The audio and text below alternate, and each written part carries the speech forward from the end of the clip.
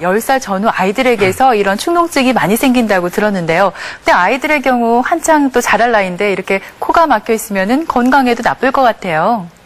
예, 일단 부비동염을 진단을 하는 데는 여러 가지 이제 사진들이 필요합니다. 왜냐하면 부비동염이라는 그 자체가 전에 말했듯이 공기가 들어가야 될 공간을 콧물이나 기타 이물질이 가득 차서 염증을 일으킨 상태입니다.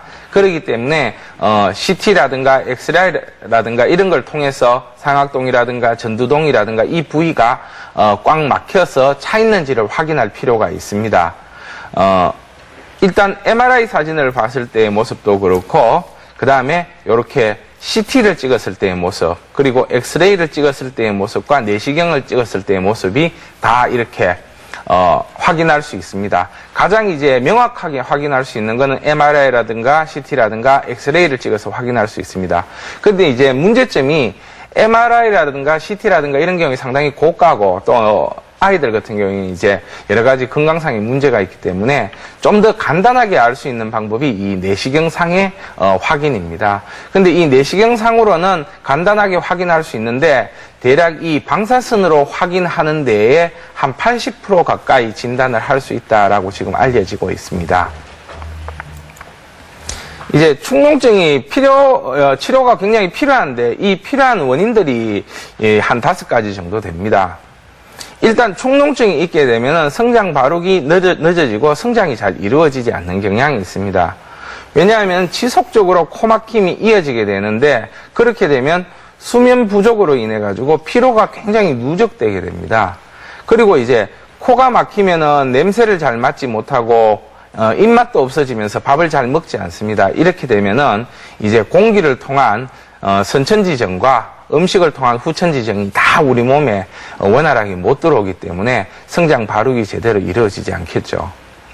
그 다음에 이제 이런 축농증이 있게 되면은 코막힘 증상이 생기게 되는데 그러면은 이제 입을 벌려서 입으로 이제 보조 호흡을 하게 됩니다.